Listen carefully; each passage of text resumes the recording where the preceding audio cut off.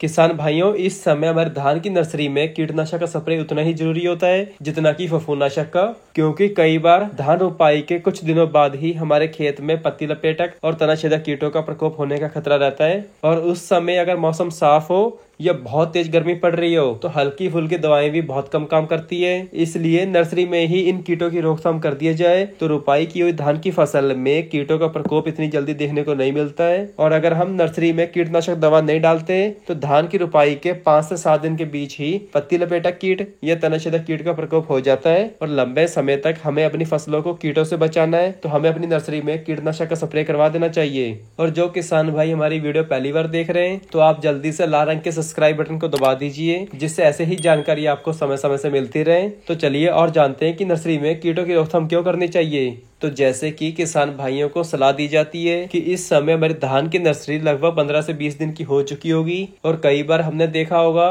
कि धान रोपाई के 5 से 7 दिन के बीच ही पत्ती लपेटक कीट या तनाछेदक कीट का प्रकोप हो जाता है और इससे हमारी फसल को बहुत अधिक नुकसान होता है। इसलिए जब हमारी धान की नर्सरी 15 से 20 दिन की हो चुकी हो तो हमें इस कीट की रोकथाम के लिए यूरिया में अगर कीटनाशक का प्रयोग करना हो तो लगभग 700 से 800 ग्राम प्रति बीघा फटेरा या 300 से 400 ग्राम विटाको को 5 से 6 किलोग्राम यूरिया में मिलाकर छिड़काव कर देना चाहिए। और अगर हमने स्प्रे के द्वारा कीटनाशक का प्रयोग करना हो तो स्प्रे में हमें लेना चाहिए कार्टप हाइड्रोक्लोराइड 50 SP, जिसकी मात्रा रहेगी 50 से 60 ग्राम प्रति बीघा को इस्तेमाल करना चाहिए। और इससे हम आशा कर सकते हैं कि धान रोपाई के बाद कई दिनों तक पत्ती लपेटक कीट या तनाछेदक कीट का प्रकोप बहुत कम हो जाता है। इसके अलावा और भी बहुत सी दवाएं आती हैं जिसका प्रयोग आप धान की नर्सरी में इन कीटों की रोकथाम के लिए प्रयोग कर सकते हो, जिससे कि एक तो नर्सरी में कीट नहीं लगेगा और धान रोपाई के कई दिनों तक कीट नहीं आएगा। मगर हमें कार्टप हाइड्रोक्लोराइड 50 SP का ही इस्तेमाल करना चाहिए, क्योंकि इस दवा का असर दूसरी दवाओं के मुकाबले ज्यादा दिनों तक रहता है। और आज हम भी अपनी धान की नर्सरी में ले रहे हैं कार्टप हाइड्रोक्लोराइड 50 SP। इसके अलावा आप इस कार्टप को किसी भी फसल में डाल सकते हो, जैसे कि गन्ना हो, मक्का हो, मूंगफली आदि फसलों में डाल सकते हो।